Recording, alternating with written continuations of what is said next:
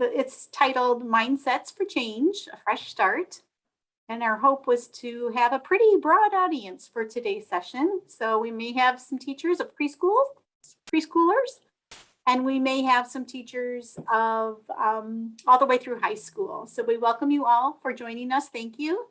My name is Colleen Whalen. I'm one of the literacy consultants here at Wayne Resa. And I am joined today by Jenson, and he is one of our instructional technology consultants. And he will be doing a lot of the back channeling and all the magic that happens back there.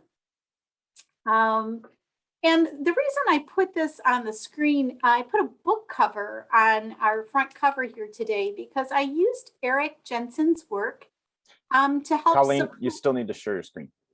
Oh gosh, I'm so sorry. Okay.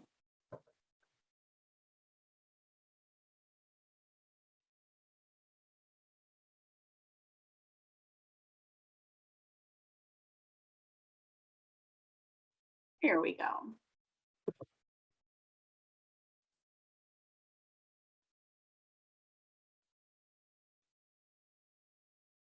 Does that look better? Yes. All right. Thank you. So I wanted to make sure that I shared with you a resource that I used pretty deeply for our work together today around mindsets. And the work is by Dr. Eric Jenson, and he's done some amazing work in the educational field around mindsets and also around the brain and how the brain research connects with what we do in the classroom and with teaching. And so if you have an opportunity, maybe hop on board to Eric Jenson's website, and you can see some other resources. He has some videos, he has some books. You can even have him come and speak if you would like to. He's got a wealth of information, and I'll share that link as well. All right. Before we begin digging into mindsets, and throughout this whole series of our Summer Blitz, we've really been mindful about thinking about the whole child. And even though we've learned a lot about the whole child over the last few years, it kind of has become a buzzword. If you're in education, hopefully you're always considering all aspects of a child when they come into your classroom. And we may be even more aware of this situation after a pandemic, right? Even though we're in the midst of one still, we know we're entering back into a school setting, and we want to be mindful of all of the things that children bring with them to the classroom and to the school community. And so we'll be really mindful of thinking about the health, the safety of children, how well they're engaged and supported, and how we're challenging them in areas.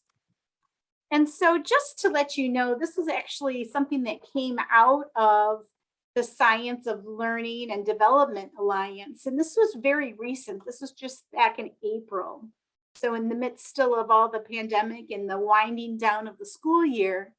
And what they found is that a deep focus on building those strong relationships really fosters that sense of belonging and attending to social, emotional, and cognitive development. And it's not in conflict with efforts to accelerate academic learning. And once again, we're hearing buzzwords about acceleration or accelerating the learning. And what we want to make sure we're sharing with our educators across Wayne County is that really developing those relationships and that sense of a whole child is really fostering accelerating academic learning. And these strategies are mutually dependent and reinforcing. And you'll find that in much of the work that we do today together around mindsets. Also, another report that came out, A Nation at Hope. This was the National Commission on Social, Emotional, and Academic Development.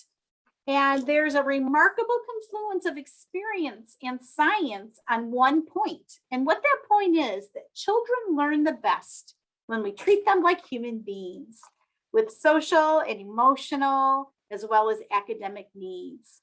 So always putting that at the forefront.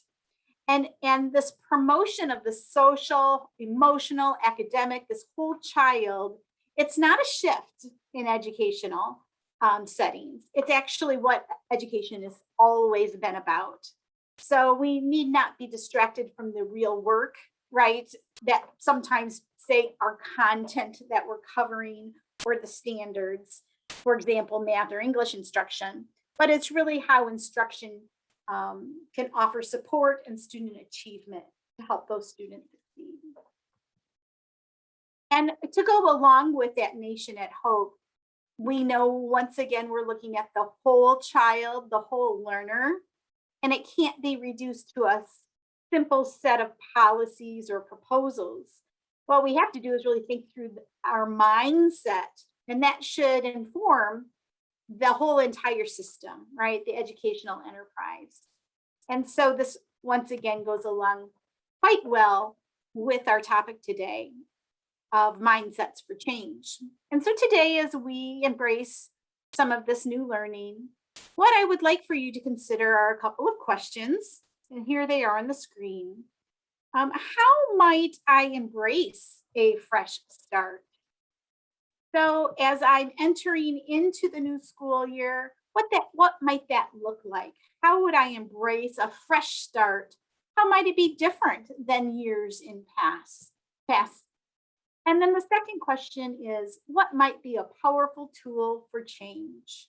And again, thinking about, are there tools or tips or strategies that I might be able to tweak or actually revise so that I am making the most impact throughout my school day with my students?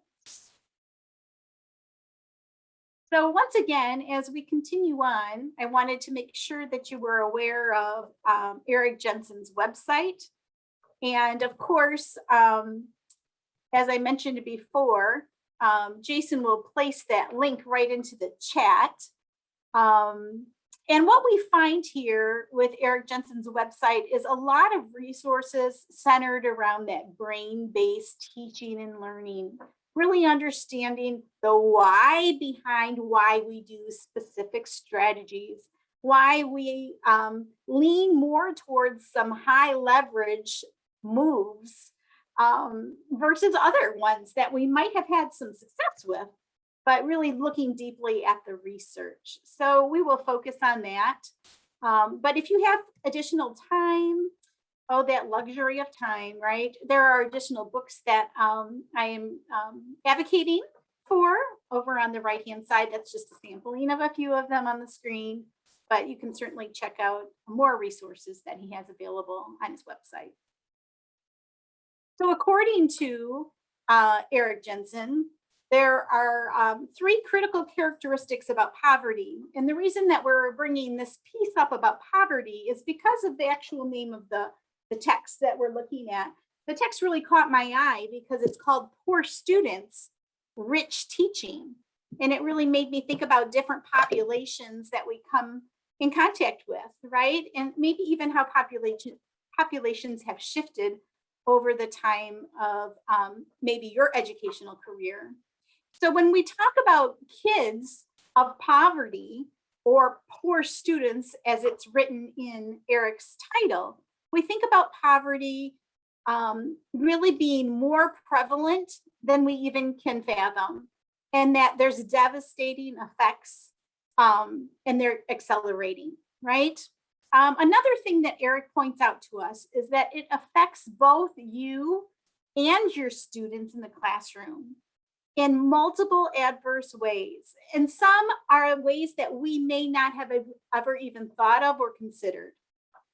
And then lastly, thinking about characteristics of poverty, because brains can change, you can reverse the academic effects of poverty and help your students graduate college or career ready.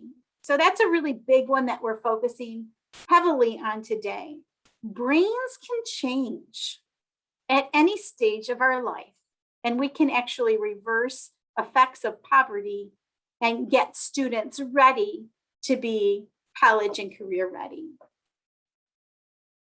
As we consider the work today, we need to really be thinking about mindset in the same understanding.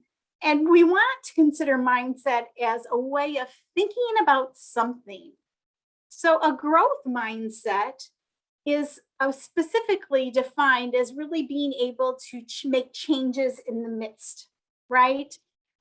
Failures or hiccups are a normal part of the learning curve. Things do not come as naturally or as smooth as you might consider. Someone with a growth mindset really embraces change as kind of the normal way to go about learning and growing. And they're actually energized by that. Now, when we think about the other end of growth mindset, we think of a fixed mindset. And we know that fixed mindsets really are stuck in one place. They have a difficult time getting past a certain point. They think that failures are bad and you don't want to look like you've made a mistake or that you don't know. And also, taking fewer risks usually happens when you are in a fixed mindset. You're kind of afraid to take those risks. And when we think about that, we actually try to avoid at all costs any failures on our part. So, to be honest, Carol Dweck has done a great deal of research over the years on mindset. And what we do know is that throughout our lives and throughout different scenarios or settings within our lives, we go back and forth with growth and fixed mindsets. Much of it depends on where we are, who we're with, and it can change. Just as our brains can change over time, our mindsets can change as well.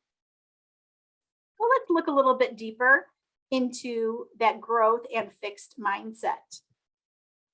We see on the left-hand side of the screen that a growth mindset says that failure is only an opportunity to grow, right? If I have a mistake or a stumble, I'm going to learn from that and grow. It's the effort, it's the attitude that really moves people forward. The feedback is constructive. Someone with a growth mindset says, I like to try new things. So, for a moment, think about a time when you were feeling this way, when you were thinking, wow, this is really exciting and interesting to me. I'm a little bit challenged with some of this new learning, but I like it. I want to push myself. I feel inspired to do more. Now, if you look at the right side of the screen, we think of a fixed mindset.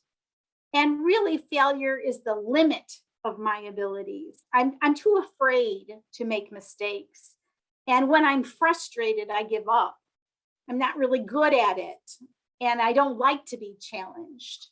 And I actually take feedback and criticism too personally. And so, if you could take a moment, think about a time when maybe your mind was fixed. You had a fixed mindset. There was a struggle for you.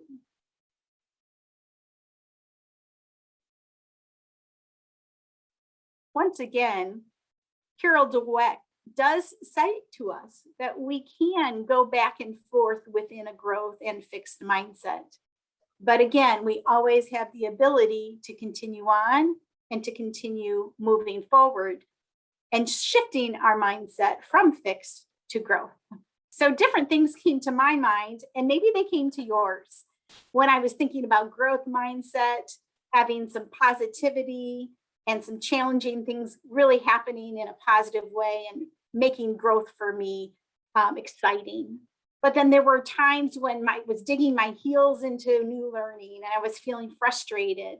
So I really want to be mindful of how I'm feeling in each one of those settings and be aware of that so that when I enter into my new school year, I'm really focused on that growth mindset. And so also what we learn when we hear about mindsets is that a growth mindset embraces that notion that intelligence or competency can develop over time because the brain is always growing and changing. So kids aren't triggered into a threatened or defensive fixed mindset. They actually have the ability to change and grow. So in teaching, you have to believe that every single student, 100% of your students, with no exceptions, can improve a great deal, and that you're willing and you're able to make it happen. You have to believe that you are the biggest difference maker in each student's life. You have to believe that no matter what else is going on in that learner's life, once class starts, you can make that magic happen. You have to believe you can connect, inspire, and energize every student. So that's a whopping challenge for each one of us, but it is our mission and it's our duty as educators. And so when we think about why are we important, maybe more now than ever, when we think about our effectiveness as an educator, the classroom teacher is still, amongst many, many meta-analysis and research, it's still the single most significant contributor to student achievement. It's the classroom teacher.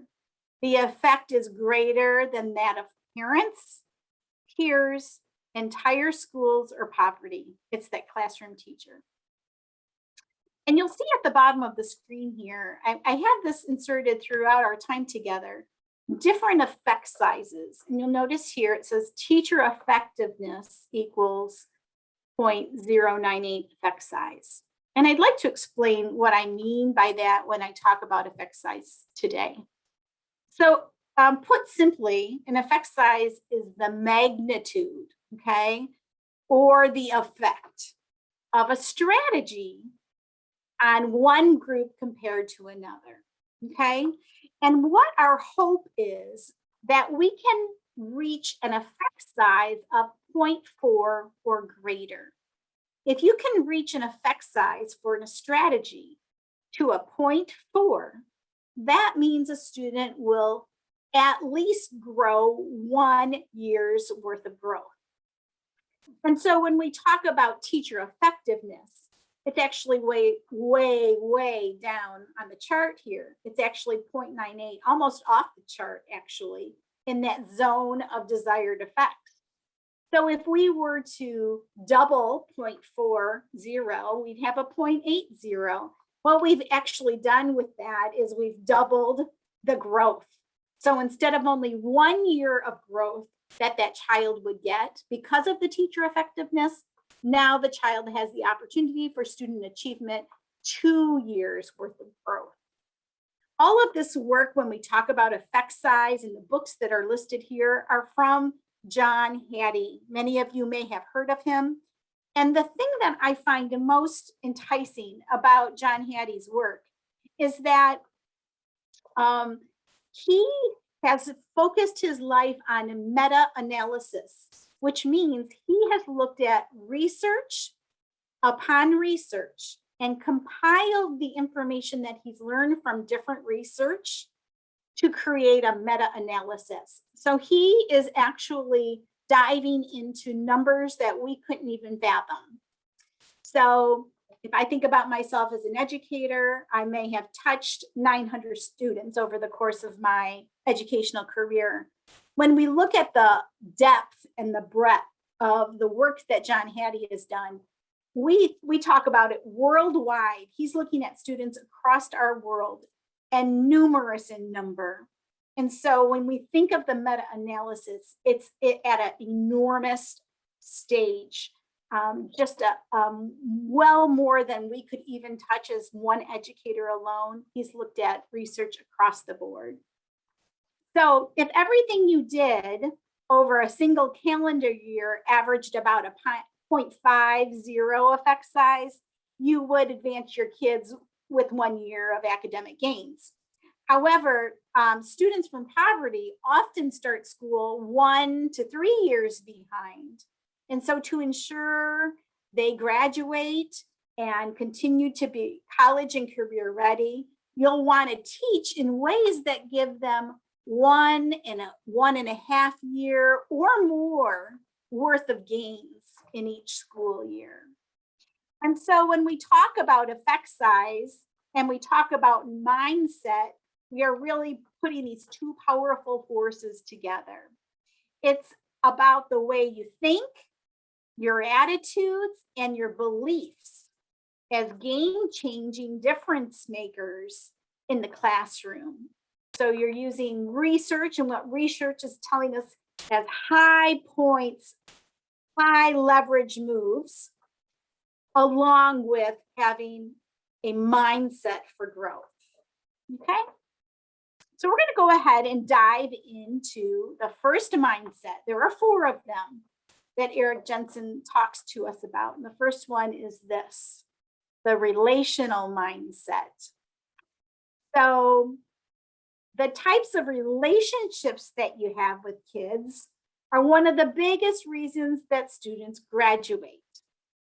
But if we looked on the flip side, the types of relationships you don't have with students are one of the biggest reasons why students drop out.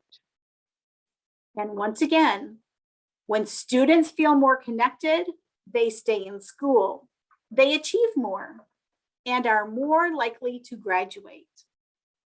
In addressing relationships with students from poverty, remember that a good adult relationship significantly de-stresses the student. So when students are less stressed, you get better behaviors, better cognition, and more emotional flexibility. And relationships influence engagement in multiple ways. And so if we took a look at the effect size for good relationships, we have an effect size of 0.72. So again, thinking about that scale, that tipping point is around 0.4 or 0.5. When we go beyond that, we're increasing student gains and student achievement even more so. And then if you are a secondary educator with us today, look at it even increases more.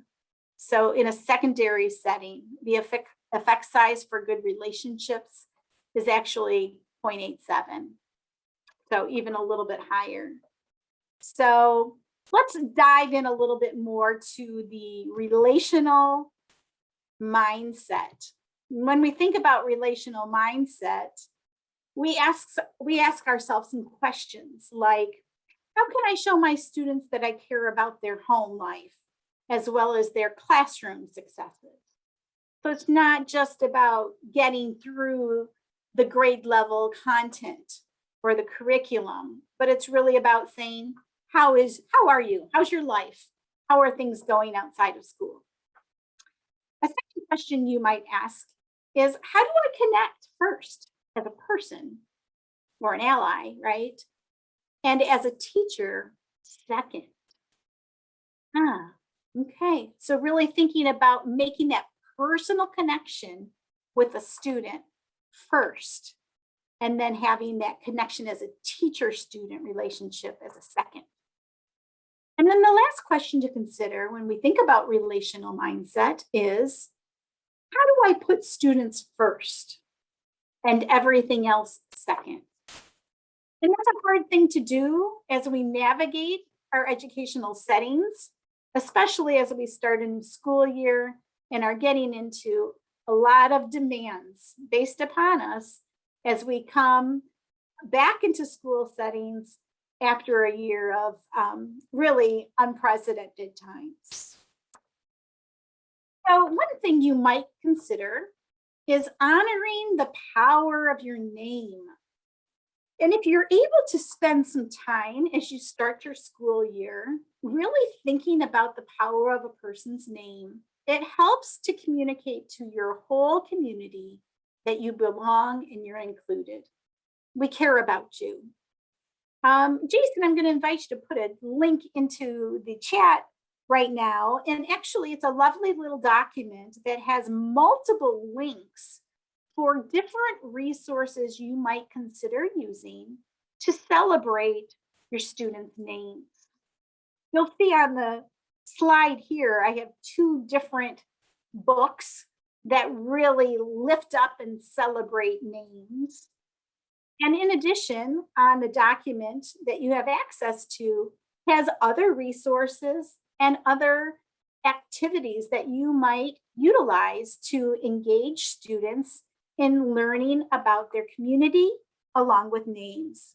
So names are a really powerful way to get that personal connection started as you enter into a new school year. So I invite you to check out these books, and I invite you to look at the links that are available on the document, Power of Names, and maybe start your school year off in a different way, maybe a fresh start by learning each other's names in a new way.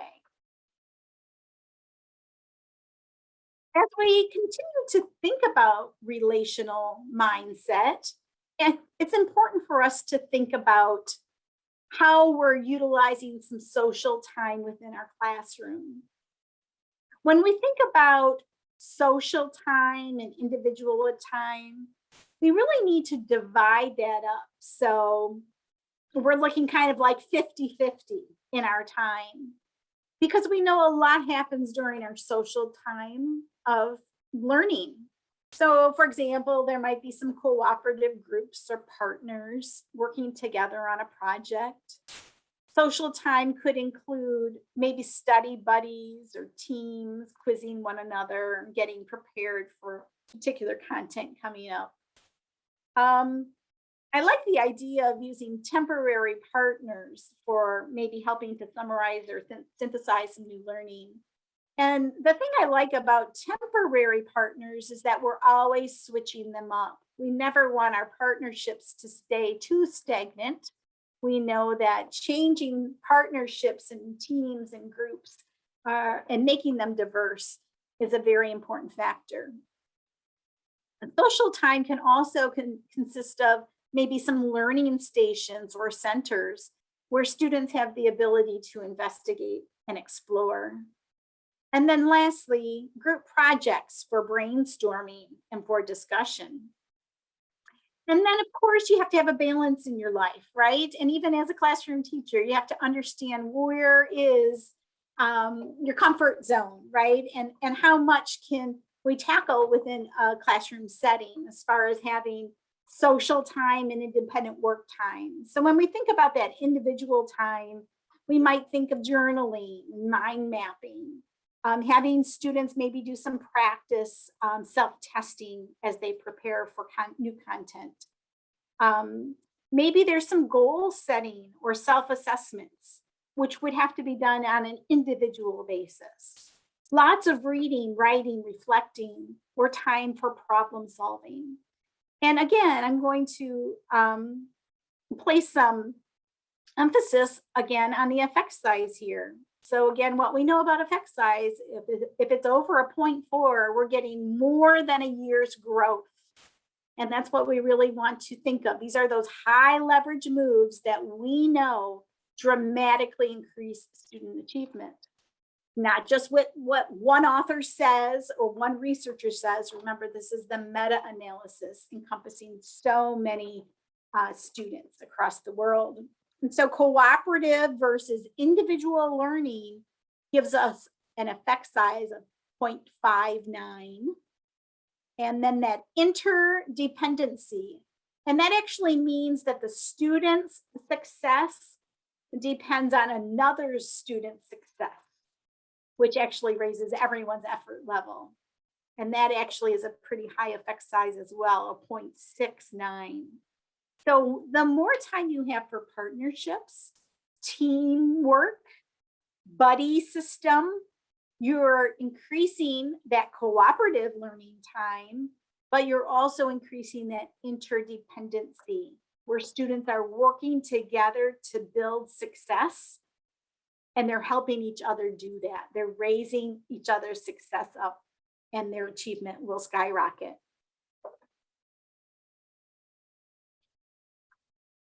All right. So, as we conclude this portion about relational mindset, here are some questions you might want to consider asking yourself. What side am I on? You are your mindset. Which is yours? So, on the left-hand side, here is the mindset. I was hired for the content I know, and I don't have enough time to teach skill. I wasn't hired to be their parent. And the flip side, the relational mindset says, we are all connected in this life together. Always connect first as a person, and as an ally, and as a teacher second. So it's really important for us to consider ourselves in our educational setting, where our mindset is. Are we at that growth mindset or that fixed mindset? Or are we somewhere in between? And what are those triggers? And how can I move more towards a relational mindset? Just based on a few of the examples that were shared with you about relational mindset. All right. So I mentioned to you there are 4 mindsets, and we just completed the first one, which was the relational mindset. Our second mindset is actually the achievement mindset. And when we think about the achievement mindset, it's about your attitude, about success that will make or break students from poverty. Okay, so it's the attitude about success that will make or break students from poverty. So you may say, I can build student effort. I can build their motivation and their attitudes to succeed. They are all teachable skills. Okay, so powerful questions become, when students from higher risk backgrounds achieve, what did I do to make that happen? So as a teacher, I say to myself, when students from higher risk backgrounds are achieving, what did I do to make that happen? You're switching your mindset and your questions to the positive, okay? When students from higher risk backgrounds fail, how can I respond differently to help them succeed next time?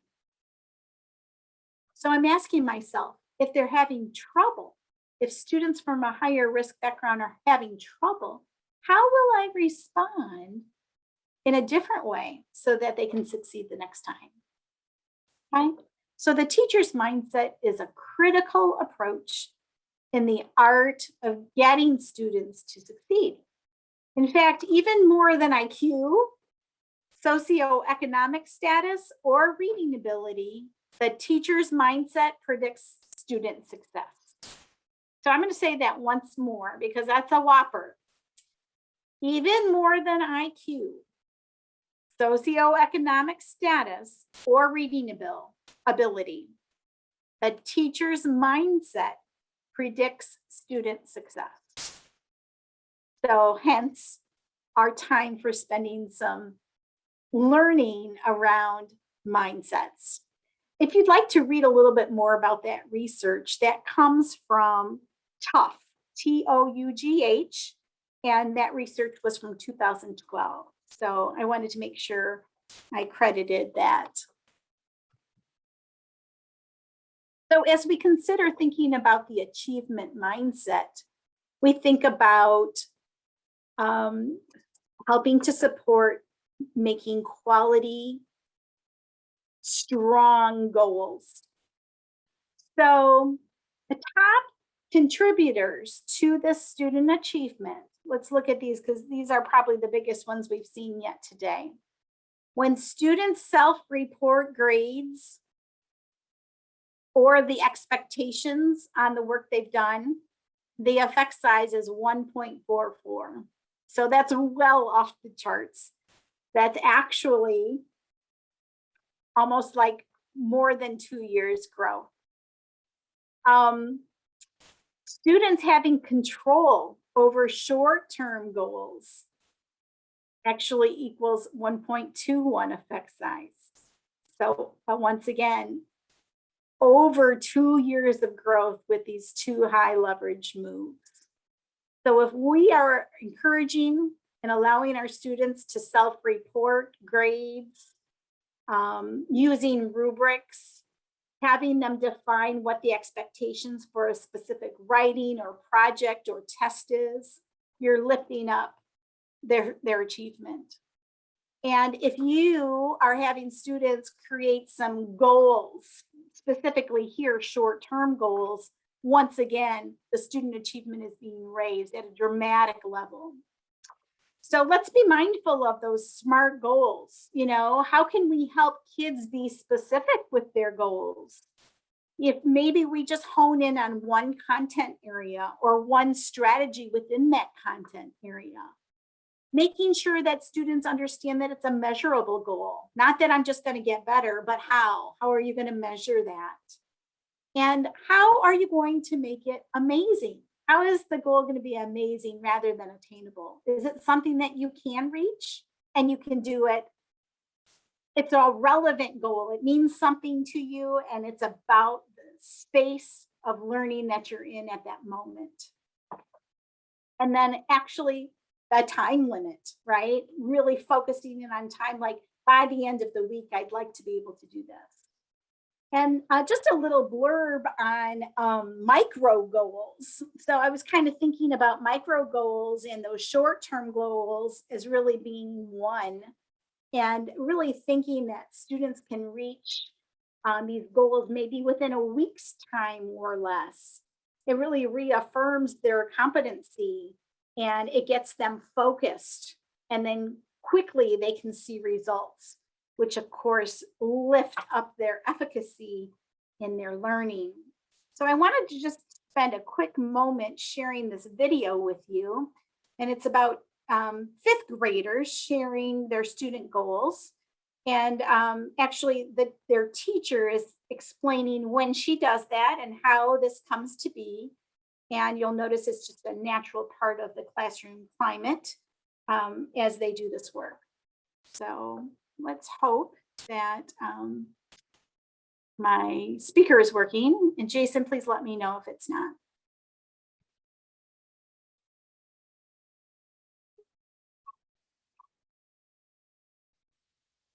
Can you hear the music, Jason? No. Okay, thanks for letting me know. So I'm going to stop sharing, make sure my sound is on. There we are. I approach goal setting just as a weekly thing that Better? we do. The kids are very Yes. used to it. On Monday morning, they know that they come in, they get unpacked, and then they're going to set goals for the week. This first quarter, I like to just sort of introduce the whole idea of goal setting to them, just coming up with 3 goals for themselves. What kinds of goals do we usually write on Mondays? Nathan, what do we usually do? Personal goal. Jace, what else? A friendship goal. Jordan, what else? A school goal. Today what we're going to do is you're going to pick one of those goals. And what we're going to do today is we're going to think of some action steps. I think it forces them to really reflect on themselves and think about, okay, what is it that I need to work on this week? And by 5th grade, you know, they have tests to prepare for, they have study guides, and they are very aware and are clear on the objectives that we're covering. So I think it just makes them more self-aware of what they need to get done. I want you to get with your partner, share with them the goal that you want to work on this week, and talk it out. What are some ways that you can work on your goal, and then swap? When I have students pair up to share their goals with each other, it just gives them an opportunity to collaborate with a friend and to hear what they're working on. And if their goal isn't specific enough, their friend can maybe catch it and say, well, what about soccer are you going to try to get better at? Or what about social studies are you going to try to focus on? What kind of goal was that? A school goal? It was a school goal. Mine was a personal goal. A challenge I have about goal setting is that sometimes they're too big and sometimes they're too hard to accomplish. I think about my goal, and whenever it's too hard or too challenging, I think about it and I say, well, that goal is too challenging. Action steps help me with goal setting by giving me some ideas of what to do. It guides me through my goals. I'll go to bed a little bit more early so I can Okay. make sure I Okay, so you're gonna get all your bedroom routines like early, that way you can get to bed earlier. Okay. In terms of conferencing with students about their goals, it's not something that I can get to every week, and it's not something I can get to with every single person, but I try my best to just at least have a quick chat with the kiddos about what they're working on, especially when I look at their goals and I see something that maybe concerns me, or maybe I didn't know that they were taking part in. For teachers who haven't done goal setting before, I would definitely say don't be afraid. I feel like a lot of times it seems like it's something that's going to take up a good portion of your day, and it doesn't have to. I have found that if I share with them a Google document with a chart, I can at any time go in and look to see what they're working on, and I can see very clearly which kids didn't set a goal for that week. It helps so much to get to know your kids, and I feel like you're a much better teacher when you know what's going on.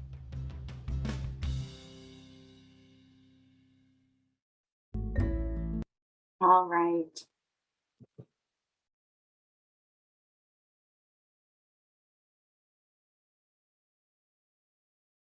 So as we think about setting goals and the work that goes into that, we want to be mindful of, what practices are taking place in our classroom setting. Is there something that I may be able to let go so that I can incorporate students creating some short-term goals? If I do that practice, I'm guaranteed to see student achievement rise because of the research that has been out there. And I would be remiss to not share any of John Hattie's work. He's done a lot of work around visible learning, and you can get a lot of information about effect sizes and high leverage strategies in multitudes of books that he has available.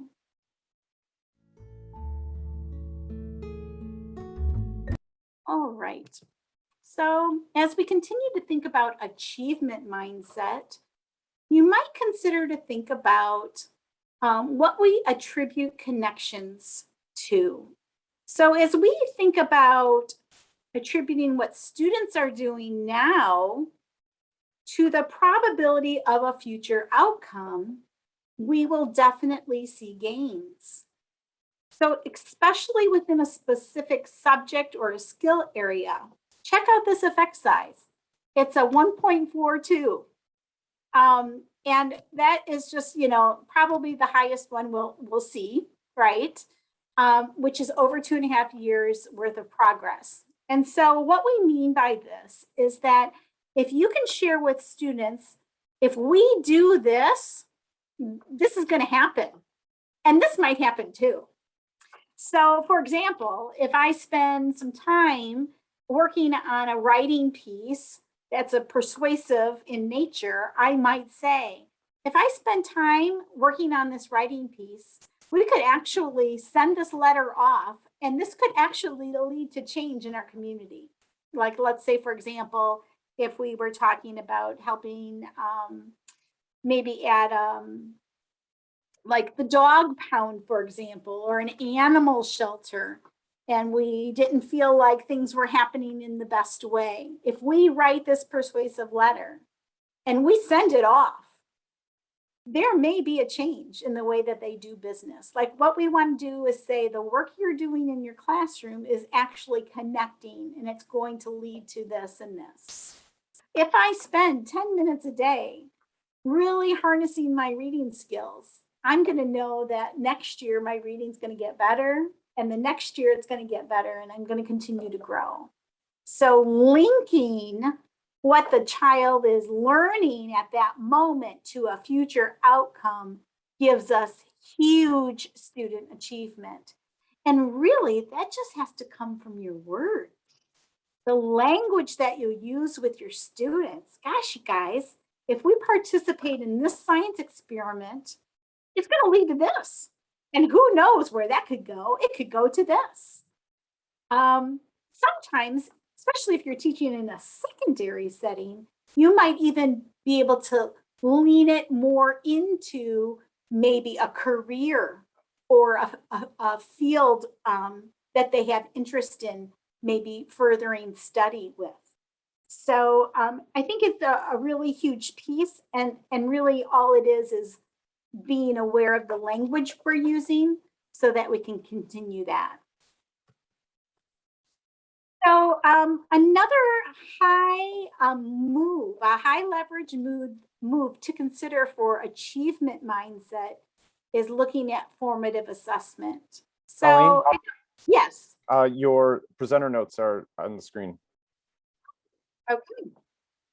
I'm not sure why that happened. Okay. You know why that happened? No, I don't. Okay. So thought I was able to see my screen, my notes. All right. Can you see them now? Yeah, they appear on the screen. Has it been like that the whole time? No, just in the last slide. Okay. Well, I'll just do it without my notes here. So if we head back here, we think about formative assessment, and we know that formative assessment has an effect size of 0.90. And we know that thinking about formative assessment means really using the evidence that you are gathering about the learning that's happening so that you can adjust, right? So that you can kind of pivot and maneuver your instruction so that you're really working towards the goal that you have set. And it's not just the end product, right? It's really about the process. And so having shared goals and making sure they're very clear is a key characteristic for formative assessment. Making sure you establish what the progress is. So we start here, we're on this journey of learning and all these steps are happening. And this may be our end product, but it's a progress, right? And it's a process. Providing some feedback, actually some actionable feedback that really moves that learning forward, and having the students really be owners of their own learning. They're taking ownership of the new content that's being shared, and that they're tracking any trends or details within their learning. So formative assessment has been around. We've learned about it over many years in education, and we still lean into it heavily. So 0.90 effect size, knowing that if we are taking small chunks and finding out what the evidence is that our students are sharing with us, we can move that learning forward. So as we sum up relational mindset, we think about these two different stances here. So again, once again, on the left, you may say, it's not my fault. Parents should motivate their own kids, not me. Or on the flip side, you might think with the achievement mindset, and you might say, I can build student effort, motivation, and attitudes to succeed. They are all teachable skills. Okay, so think about entering into your learning community, thinking about your mindset. And again, what is triggering my mindset to be open and grow? Or what is triggering my mindset to be closed off and fixed? And how can I change that mindset to help all of my students in my classroom? All right, we're entering into the third mindset, which is the rich classroom climate mindset. And this is when you're really focusing on what kids need to succeed in their learning and their social environment every day. And so we notice that there is an opportunity to create a climate that has high positivity. And the positivity is really built on these words that you find inside the triangle. So creativity and hope, there's perseverance and grit, there's intuition, and there's we have the opportunity to widen attention. There's lots of flexibility in learning, and there are more behavior options, okay? So we're leaning towards that high positivity climate that you're connecting and building in your classroom. And the effect size, once again, is very high. Now, when we compare that to that low positivity, we see some of these behaviors maybe starting, and maybe students really not feeling like they can succeed. Maybe they are feeling hopeless. Maybe they're showing poor behaviors or the same thinking, and they're not thinking outside of the box. These are examples of what you would see from your students if the climate within your classroom was not lifted. So really thinking about building that classroom climate to be rich, so that students really feel that they can take risks and learn. We think about the power of student voice. And in a rich climate classroom, students feel like they're being heard. They're allowed to share their thinking. They may be affirmed or evaluated. What they say and contribute is meaningful and worthwhile. And what happens if students actually have an opportunity to share their voice and to share their thinking? They feel more included. They are more willing to work hard, and they certainly gain self-confidence as well as self-efficacy. So the power of the voice is huge. I wanted you to take a look at these statements here, and kind of consider what they might have in common. What do these statements have in common? Thinking about the first bullet, check out these options. Now, which one may be your favorite of these answered and why? I'm glad that you showed me your mistake. That will help me do a better job in teaching you this year. If students point out your mistake, you say, wow, thanks for showing me my best mistake this month. Props to you. Or the reason your wrong answers are helpful is because they tell us what direction our thinking was off. Now we can correct it and get smarter. And lastly, I'm going to ask for some answers, but I predict that there will be some very different responses, and that's okay. We will learn from each other. So if you're kind of hearing all of those samples of statements that a teacher may say, you may notice they all have that achievement mindset. It's okay to make a mistake. It's actually encouraged because we learn from that mistake and we can move on. Or maybe you might not have this down yet. It's that power of yet. Maybe you might not have this yet, but you're going to get there.